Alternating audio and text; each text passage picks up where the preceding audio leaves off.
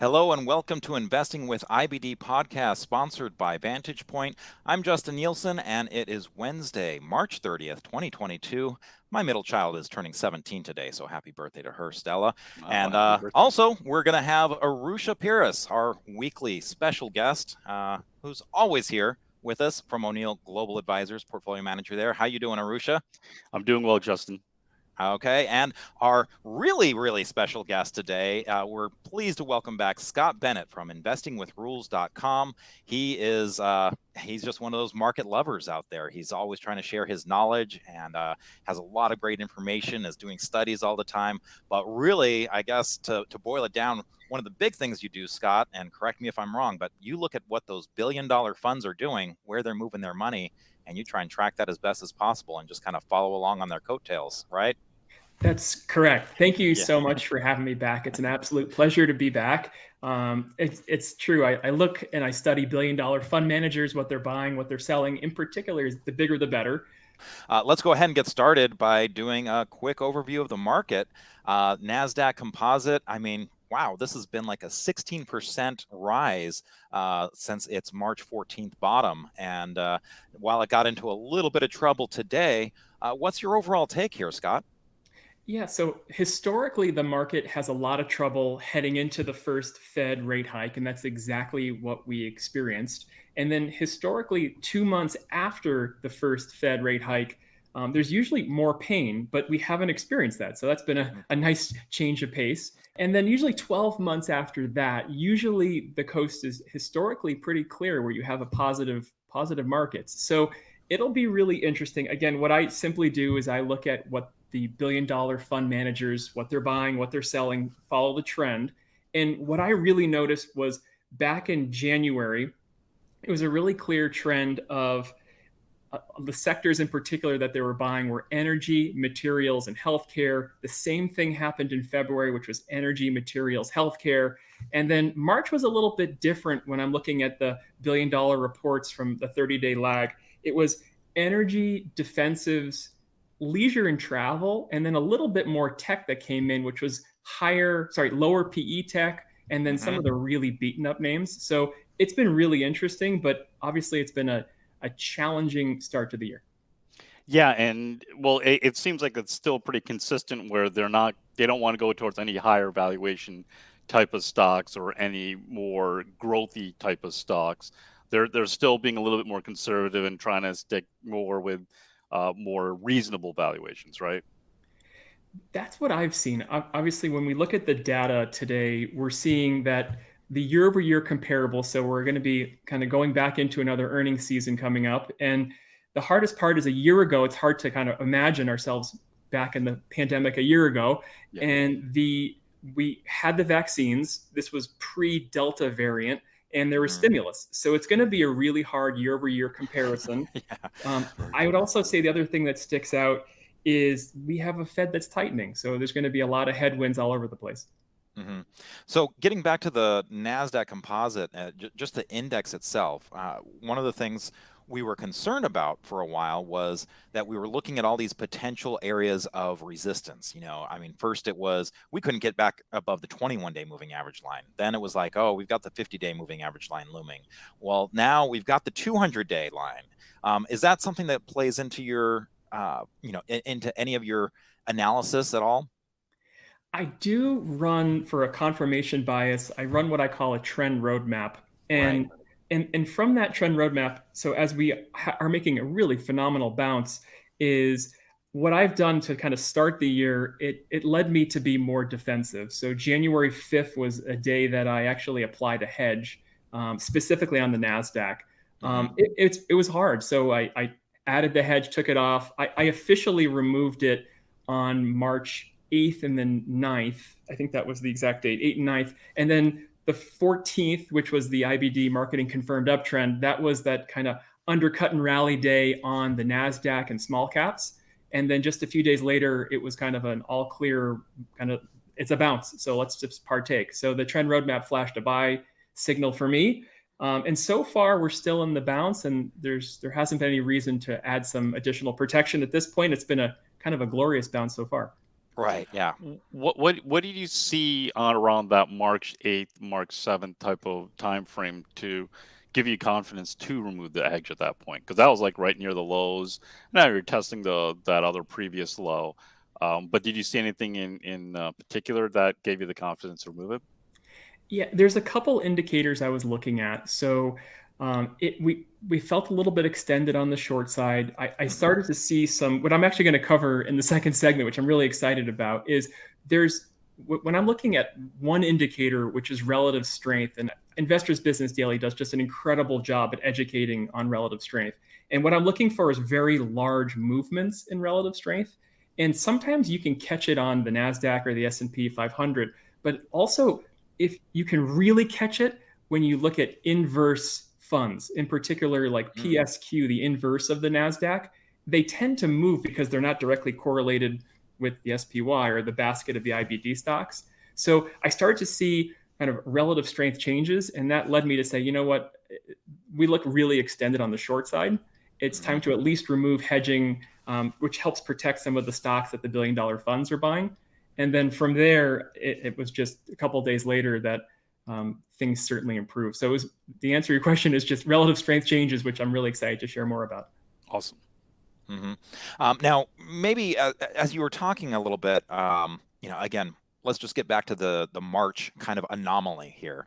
How it was very different from what we've seen, and I would venture to say, again, not having studied your data completely, but I would venture to say a lot of that came at the latter part of March, really in the last few weeks since we had that kind of March 14th bottom, where tech started coming on a little bit stronger, and even the reopening plays, as you were saying, with leisure and travel. So,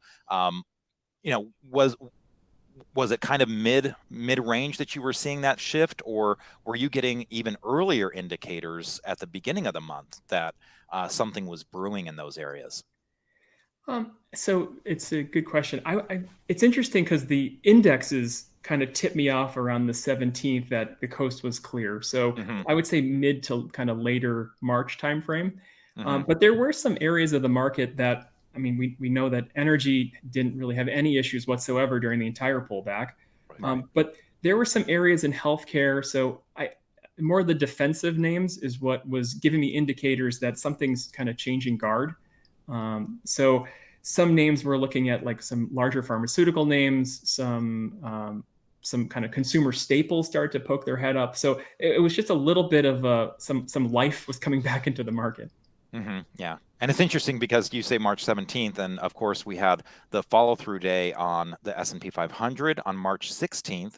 And again, that was such a news day. I mean, the podcast that we did after the close, it was like, oh, I mean, we had 5 major, news items, and it was like, where do you even start? And then of course the NASDAQ composite had its follow-through day shortly after on March 18th. Of course, volume was a little bit maybe skewed because we had a triple witching options expiration, so very heavy volume on the index that day, that might have given us an extra push in volume, but we certainly had the price action on both of those. So your March 17th date, right in the middle of those two. Yeah, it's I mean, I think some of the follow through information is so valuable that IBD produces. My indicators are helpful too. It's just one of those things where it's hard when it's really, really hard after a market pullback to start deploying capital, because there's always this feeling that the next leg is coming. And it also, you're absolutely right, with the options expiration, you had kind of short squeezes, you had so much kind of happening so quickly, but these high multiple stocks really got hurt. And some of the bounces were just incredible. And the news kept kind of spiraling up to the point where the bad news wasn't treated as poorly anymore. Yeah, and I'll say one thing here. We've had a pretty good run the last couple of weeks, and one thing that is nice about it is we haven't had any distribution during that time, which surprised me. I thought that we'd probably get one at least within the last couple of weeks. So that gives us a little bit of hope here. Now, obviously, we have to see how it handles the pullback, but it's right near those critical resistance areas, as you can see right here on the NASDAQ. So I was off yesterday, but as I was looking at what was going on during that day and after the close and everything, a couple things stuck out. Number one, the power of the day and the fact that we had volume. That means it's a subsequent follow-through day. And to your point, Scott, a lot of times it's helpful sometimes to have multiple indicators. You might have one indicator that says, okay, yeah, I can start here. But then as you see more strength kind of build, oh, you know what? That gives you a little bit of confidence. It's almost like the market is giving you the feedback. Hey, what you're doing is working. It's giving you a treat. Hey, you're a good boy, and that positive reinforcement makes you put more money into the market. But yesterday, certainly, we had that subsequent follow-through day, which was interesting. All the characteristics of a follow-through day, but we already had one, so we didn't need it. But still, it's nice to see. And then also, you see these marked areas that we have on MarketSmith, the lows and the highs, and that 14,509 was the last marked high that we had, and we did surpass that yesterday, closed above it. Now, we were coming right back into that level today and closed below it, so now it's a question of whether that level, even before we get to the 200-day, whether that level might be an important level here. So, let's go ahead and just real quickly, is there anything else on the market, whether it's your trend roadmap or the kind of broad overview of your billion-dollar fund movement? Anything else that you want to add on this segment here? Scott? Yeah, I would just add one more thing. So every month I produce a report where I kind of see what the big boys and the big girls are buying and selling. So these huge fund managers and how they're doing. And what I've been kind of noticing is a lot more kind of a catch-up buys. So to me, it felt like they were late on energy. So they were really bulked up quick. And it feels like they're a little late on materials and they're bulking up quick. And just the areas of the market that traditionally really aren't always in the kind of the can slim characteristics that are maybe moving into can slim characteristics, but maybe they're not exactly there yet when you look at MarketSmith. So it's a really interesting time where I'm a little concerned. So it does shed some light of defensive nature. So I wonder if that's kind of what they're thinking when I look at so many of these reports collectively. Scott, the interesting thing, though, with this, by going into energy and materials, is for a lot of these funds, if they're indexed against a certain benchmark, the energy part might only be a few percent these days, because energy got hammered over the last decade or so. So it is kind of interesting that they are starting to move into it. Because it hasn't been such a large part of their benchmark. I wonder if that's going to change everything or maybe increase it a little bit. Yeah, and it could lead to, it could go higher than we think it could go.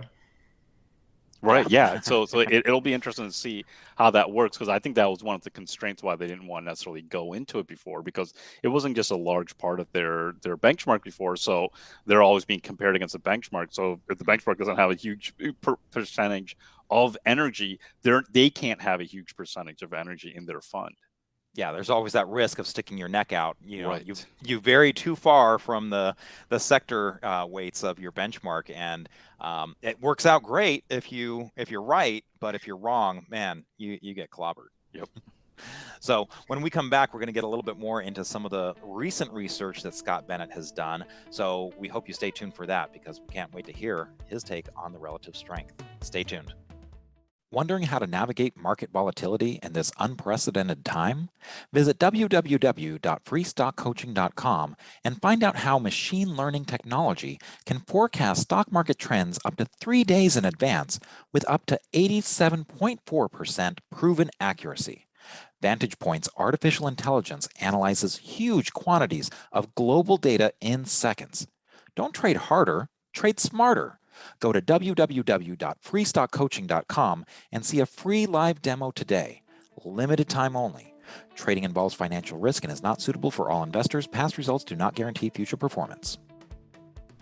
Okay, welcome back to Investing with IBD podcast, sponsored by Vantage Point. It's Justin Nielsen here, along with Arusha Piras and our special guest, Scott Bennett from investingwithrules.com. So, Scott, you've had some time to kind of do a little bit of extra research, and I mean, I'm sure you're always doing research, always looking for any little edge that you can get in the market, always learning. And tell us a little bit about what you found as you were looking at some of the relative strength ratings and information there. Absolutely. So happy to. And so my primary research is looking at what these billion-dollar fund managers are buying and selling. The second is looking at the trend. What this is going to be really helpful, I truly hope, is to help deliver a little bit more confidence when it's time to either kind of bring things to the top of your watch list and or when it's time to deploy some capital or take some off. So looking at some of the slides I prepared. So there's a topic that I want to cover, and I hope it's interesting. I call it relative strength spikes and relative strength slams. And what I'm specifically looking at are when the relative strength number or the line from Investor Business Daily, and I'm just so grateful for this is part of the CanSlim process and where I learned this so many years ago. It's still so relevant today. And what I'm looking at is if you look at whether it's your stock or your ETF, I'm going to focus more on ETFs today. It's a point to point. So from a week to week, what is the number of your relative strength of your investment and how has it changed?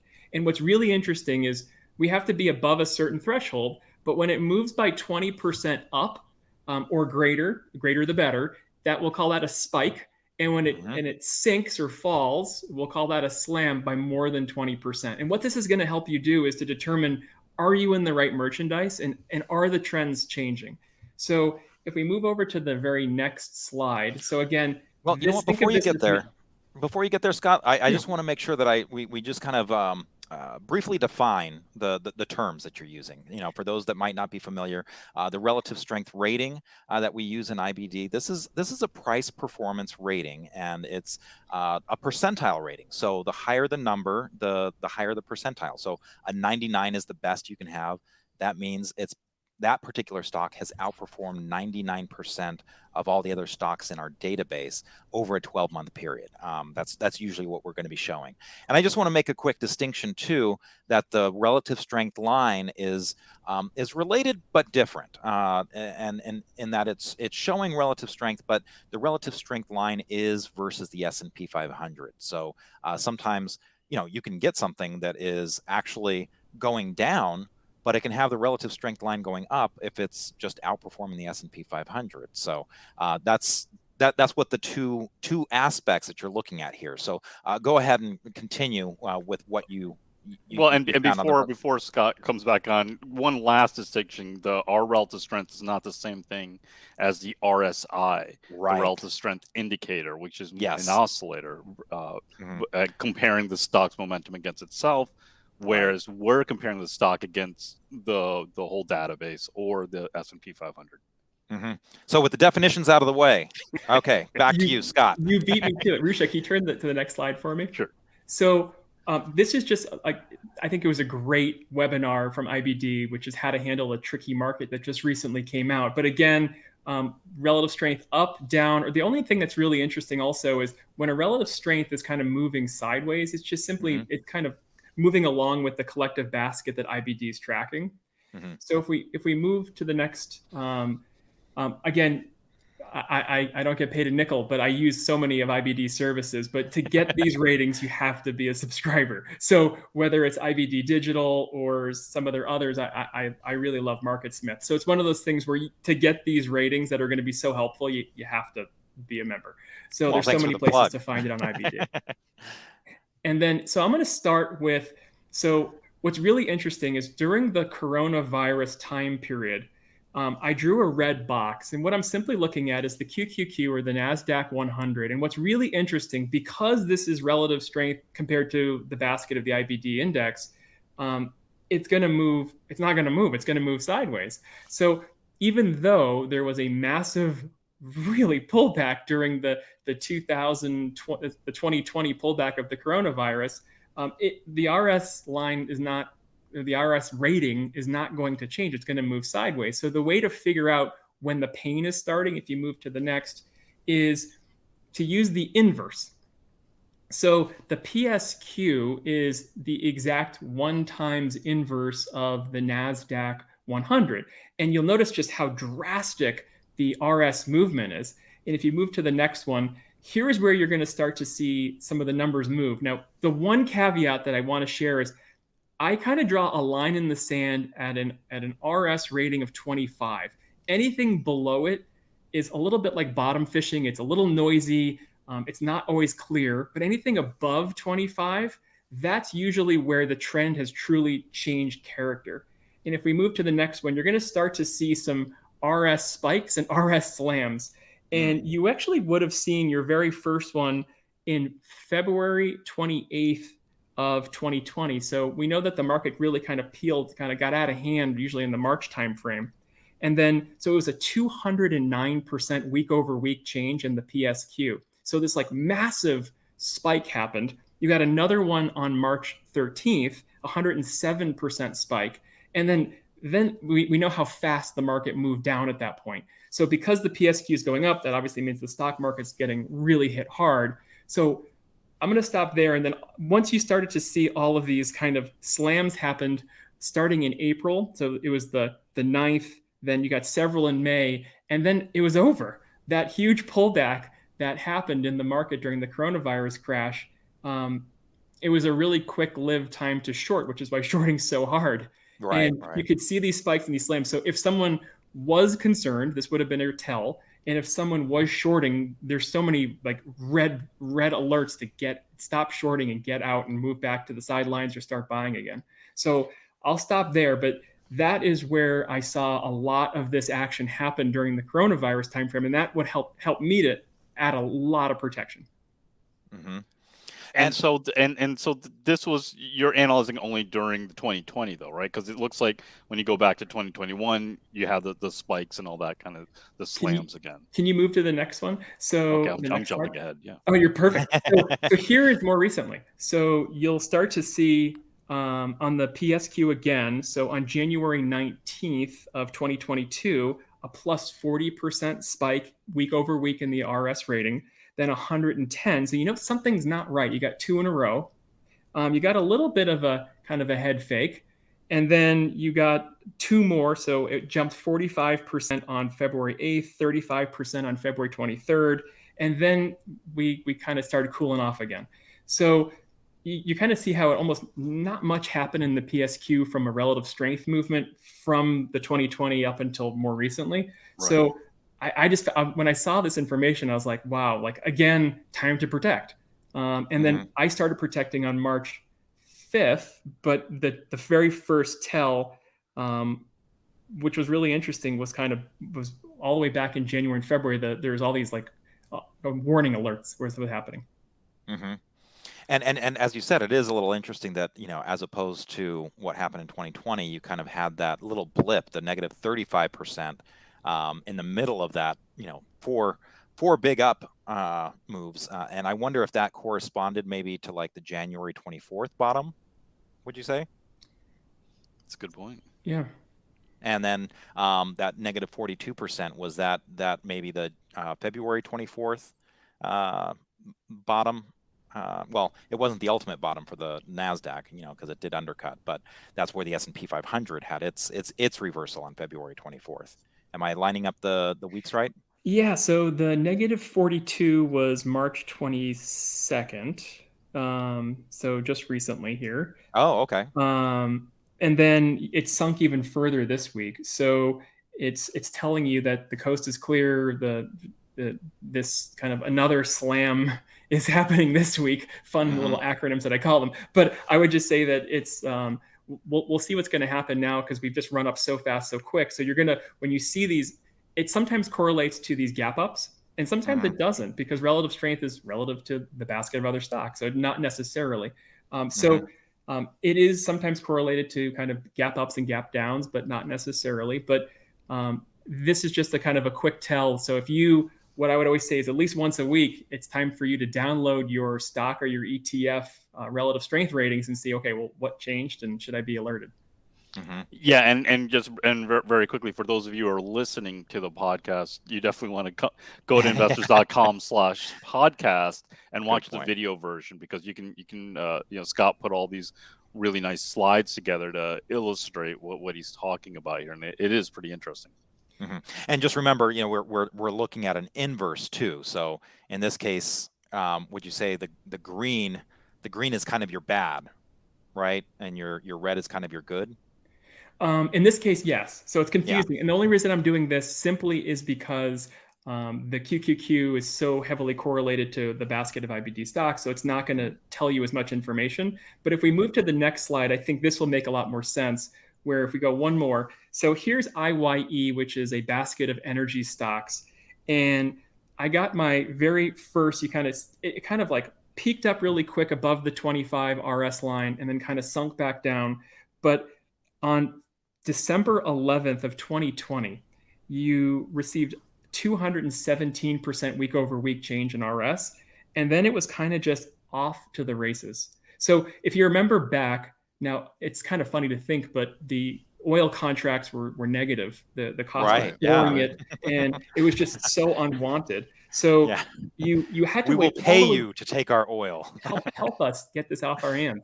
And now everyone wants it. So, but it's interesting at the end of 2020, so the end of the year, finally, you start to see oil kind of change character. And then you saw so many more spikes. So you saw them in January 8th of 2021, January 15th, and in February of 2021. So, and now the RS line has gone all the way up until like 96 as of this week. So there is absolutely no reason to let go of your energy at this point. Obviously, it could change character at any moment, but so far, it's been a fantastic trend for the last, call it, year and a half. Well, and that first 217%, what started it all, that was, as you mentioned earlier, that was right after this dramatic shift after what we call Vaccine Day, right? November 9th, 2020, which also you had the presidential election right around, the same time. So you had these two major events going on, and, shortly after is when you saw this big shift kind of out of the Zoom video and things like that. A lot of the testing. I remember what was the testing one that just like got slammed on Vaccine Day. But a lot of the things that were driving the 2020 market shifted. Yeah, Quidel. That's right. And then a lot of those things shifted, and it was a whole brand new. This is what's working now, and it was a lot of energy, a lot of commodities, a lot of materials, coming to the forefront. And my last example, I hope it's helpful. If we move probably two for me, is I actually had a few members. It's always fun to try to find a deal, but if we look at Russian stocks, which have been obviously taking all kind of humanitarian effort and information aside, just simply investments. So RSX is a basket of Russian stocks. And what's really interesting is you can see how the RS rating peaked where I circled it. And then you saw on December 8th, a negative 36% RS slam. Then January 12th, negative 26. February 16th, negative 26, negative 81. And then the invasion actually happened on the 24th.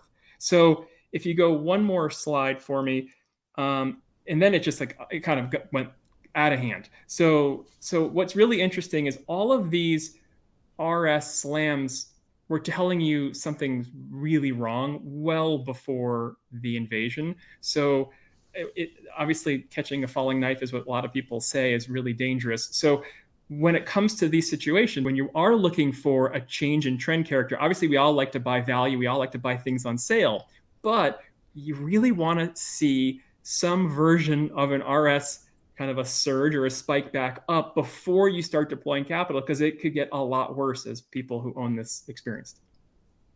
No, this is pretty interesting. How many slams there were before the invasion? That's actually very, very surprising. Mm-hmm. And I think it's also interesting that you're kind of taking some of the extreme cases. Again, you're putting a pretty high mark. A 20% move in the relative strength rating.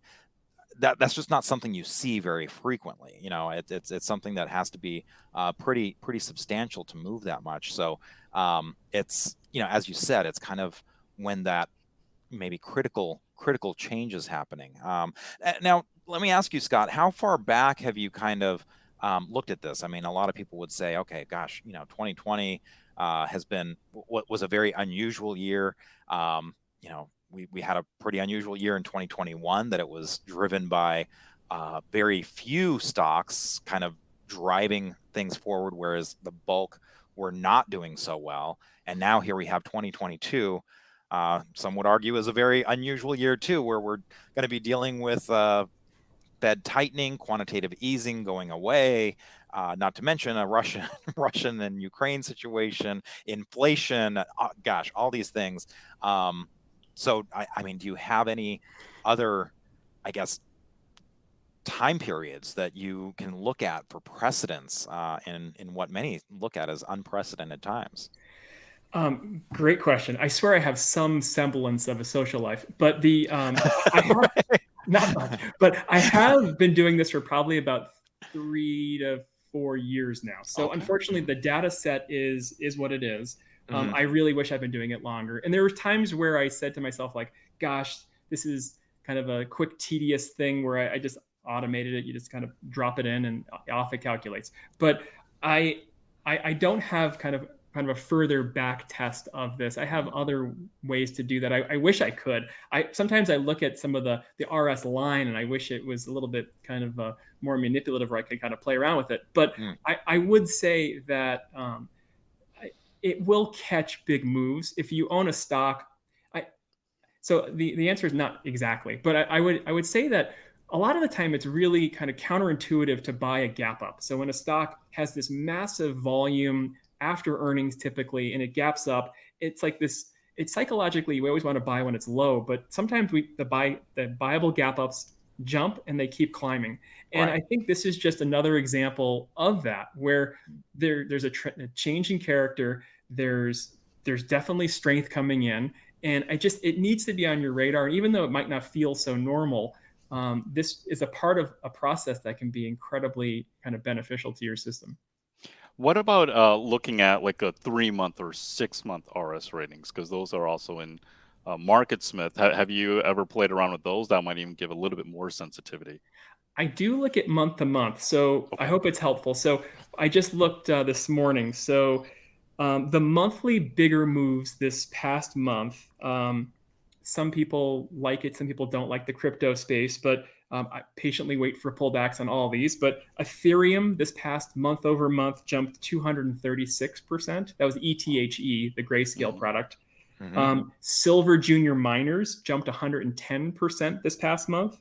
What other items were? Solar TAN jumped 83% this past month, and gold junior miners were jumping 72%. So I do look month to month. And sometimes the month to month is helpful, but I like to see more of like a consolidation, because you have had 4 really good weeks typically of strength. So there's usually a typical pullback to some degree. So I haven't looked at 3-month. That's something I'll have to add to my process over time.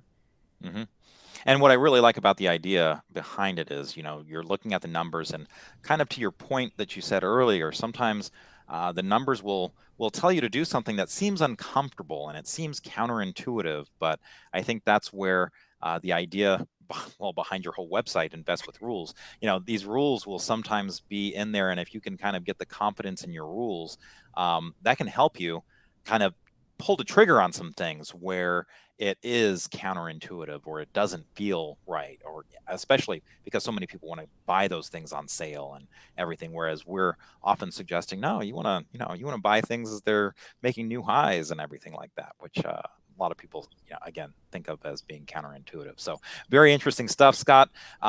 We will let people have a chance to digest all this information. And when we come back, we're going to go ahead and talk about a few stocks and ETFs that are on your radar. So stay tuned. We'll be right back. Wondering how to navigate market volatility in this unprecedented time?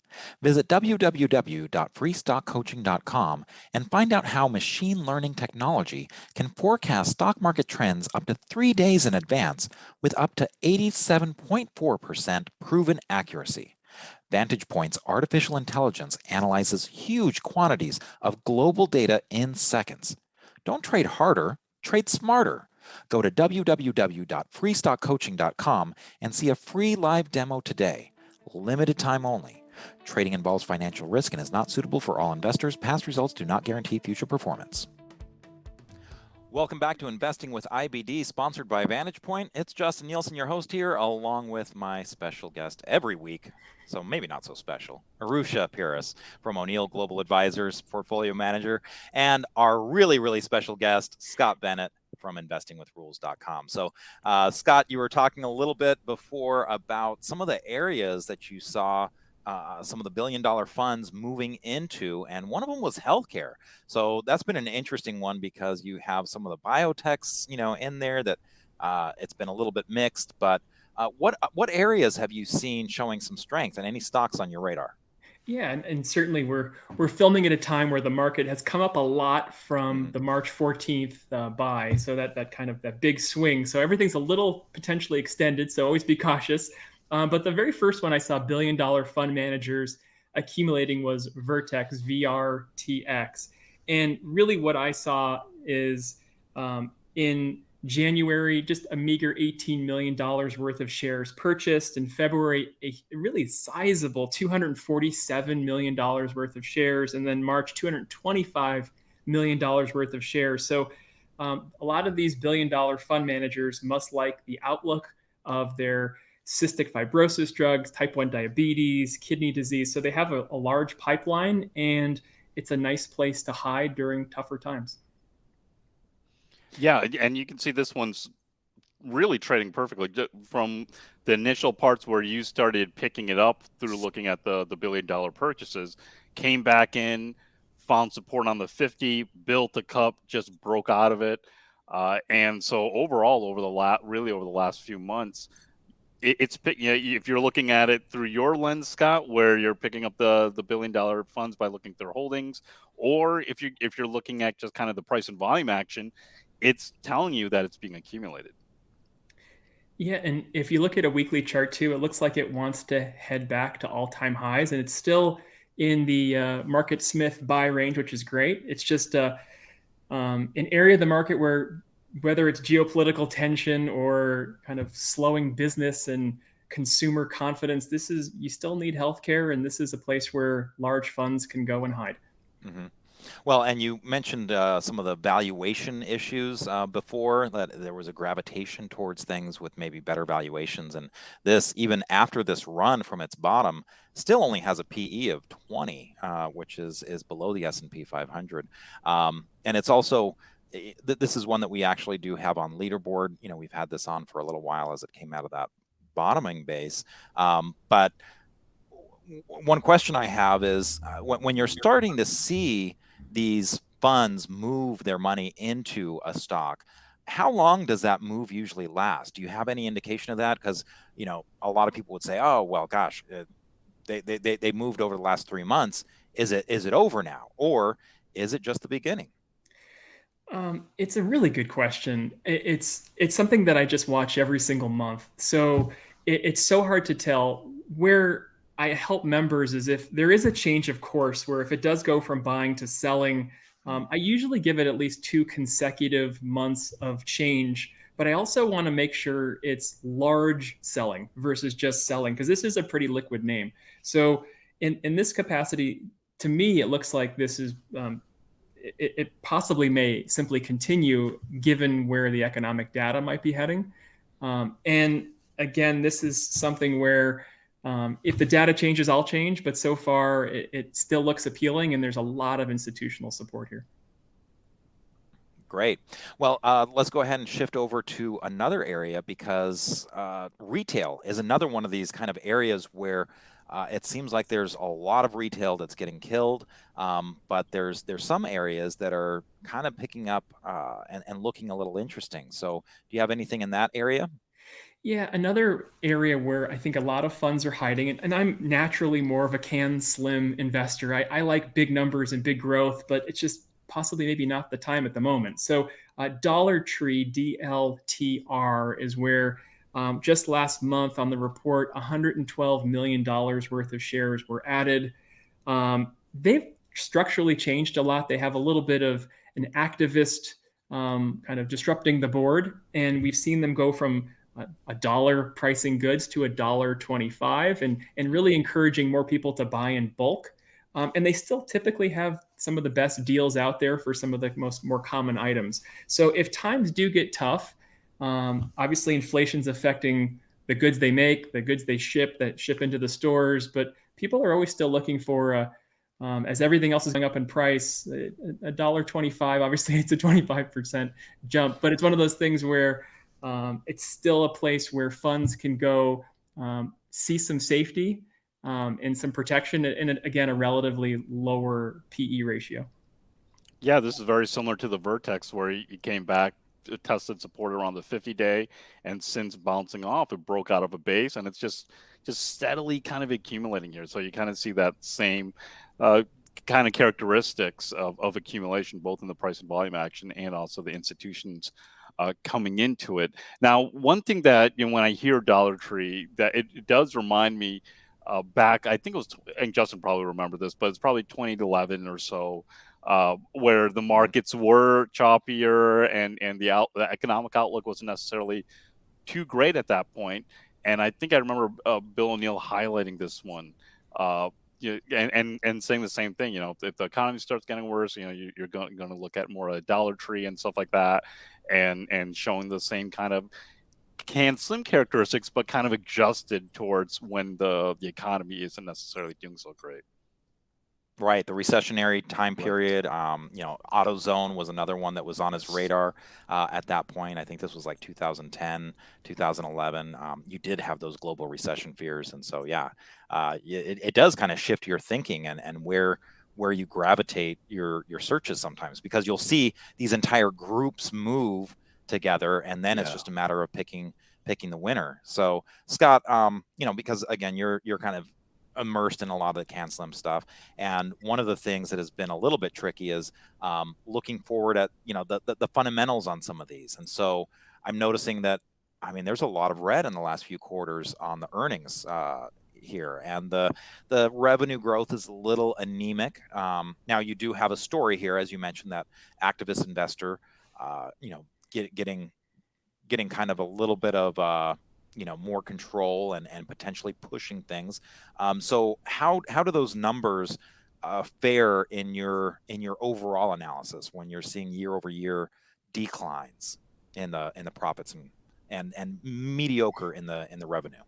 Yeah, it's hard because everything in me wants to just say, okay, wait for better merchandise. But it's hard because we just saw a really difficult market for almost all of 2022, where January was tough, February was tough, but there's always names going up. There's always great merchandise. And whether we saw energy materials do well, we saw some staples do well, this is just an area where even though building cash and being protective is always really important, there's a lot of opportunity out there that can still do well despite the numbers are a little ugly on the screen. And again, there's power behind billion-dollar fund managers hiding and going to sectors that you wouldn't think they would be that excited about, because we're always so used to them kind of paying for future earnings and paying for exciting sales. But they also want to be the first one in the door to get something safe and where to hide, because some of these fund managers, they don't short, they can only be long, they have to be fully invested, and they have to go to places where it's really safe.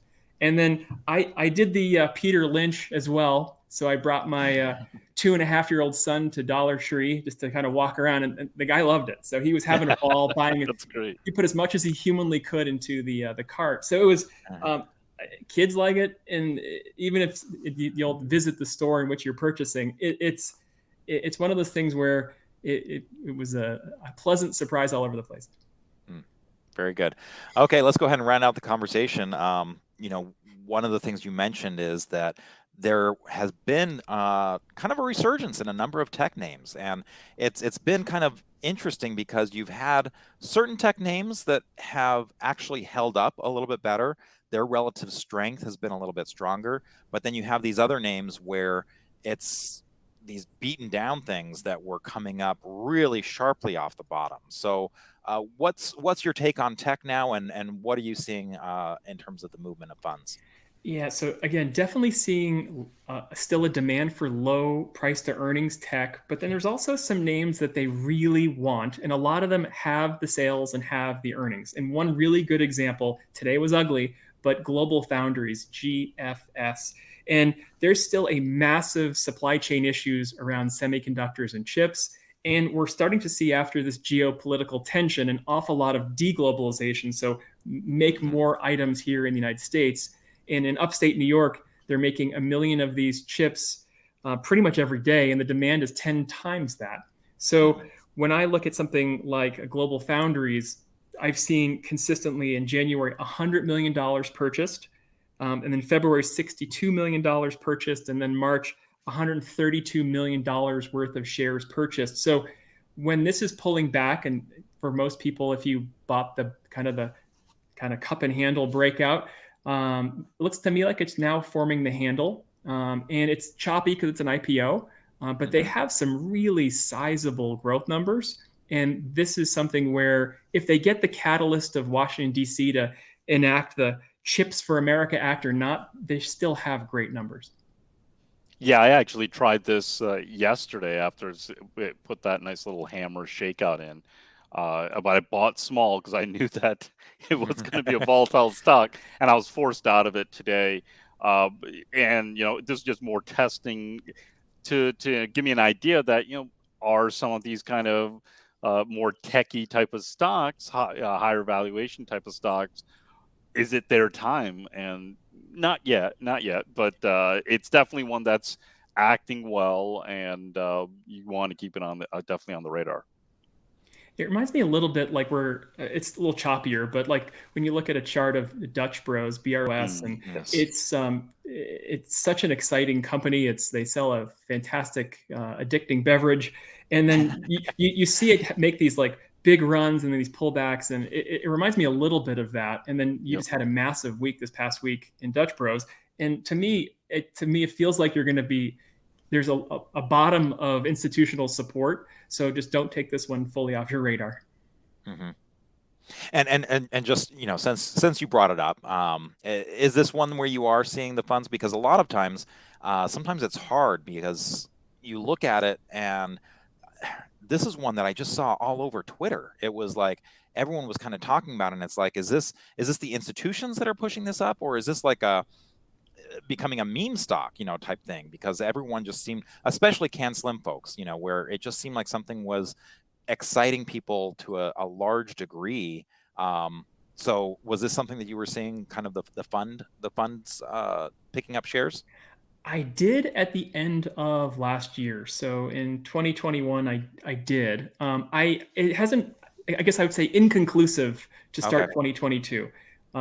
So there was a little bit. I believe it was on the January report, and then it's kind of just holding. So I haven't really seen much adding or subtracting. It's just kind of people hold their positions. I think maybe it's a little bit of the environment they're in, and this is a type of a stock that higher multiple, but they're growing and they're meeting the kind of the store growth demand that they stated. So there's a chance that when maybe later in the year, when some of the year-over-year comparables are a little bit kinder, this is a stock that could really get going. Mm-hmm. And a lot of times, with these, restaurants and chains and stuff like that, it's really about that expansion level. I mean, I always think of, I had really good success in Chipotle Mexican Grill in 2010, where it just was this steady incline because they were just opening the stores. But one other question I did have, because you just brought up GFS and Bros, anything that you handle differently with IPOs, or is it just like, hey, the numbers are the numbers? If the funds are getting in there, that's good enough for me. IPOs are a little trickier. Obviously, they're more exciting, but IPOs are trickier where I have seen historically some funds kind of go in and then kind of either test the position like we do, but they're playing with a lot more money, and they can pull back out, and they sometimes wait. And I know Kathy Donnelly and her team did such great research on IPOs. in the life cycle trade. But it's one of those things where that due diligence phase is real. And sometimes they don't go, I mean, it's hard for them to get to a position size where it takes them a while to get there. And sometimes they're a little bit more cautious at the beginning. So we've seen that with a good example of that is like an Airbnb. We all know the story. We all probably stayed in one. But when coronavirus keeps popping up and not popping up, it's been a really choppy road. And again, once there's so much demand for travel and leisure, and you're starting to see it come with these. I mean, just recently we saw a spike on a week over week. So it wouldn't shock me to see a lot of these travel and leisure names start to jump. But again, IPOs are obviously trickier. But this could be types of names where you could see institutional funds come back in. And I want to see consistency is really what I'm looking for. And I guess sometimes that's a little bit hard, especially in a news-driven environment where it seemed like, I mean, first of all, with this whole space in leisure and travel and the reopening, it was a matter of coronavirus news coming out and like, okay, this is going to put a damper on people traveling and so on. When you're dealing with a new situation like that, does that come into your equation at all? It does. I keep up with the storylines for members of Invest with Rules. So I always want to keep people up to date on what's going on with the stock. How did the earnings look? Are there any news or catalysts? But really what I get really excited for at the end of every single month, as it's slowly getting warmer here, is I get a new report. I get a new batch of information. I want to see what they're buying. I want to see massive share accumulation. And then from there, I share as much as I humanly can because I want to see people do really well. Well, it was great having you on the show again, Scott Bennett. I really appreciate it. For people that want more information, of course, they can go to investwithrules.com. Check out some of your stuff. Any other place that they should go to learn more about you? That's the best. So what I'll typically do is I'll deliver a video at least once a month, kind of talk about the trends, talk about some things that I'm seeing. It's usually short, 10 minutes or less. If you're looking for more, but investwithrules.com, I'd love to have you join. Yeah, wonderful. Well, again, thanks a lot for showing up. We really appreciate all the research you put in here. Thanks. And on the show next time, we are going to have Jeremy Capron from Global. He's the director of research over there. He's going to be coming back on the show, so it's going to be great to talk with him, maybe get some of the stories behind some of the things in artificial intelligence and automation and all of those things that Global is looking at. So we can't wait to have him back. Thank you very much for joining us this week, and we hope you have a great trading week. We'll see you next time.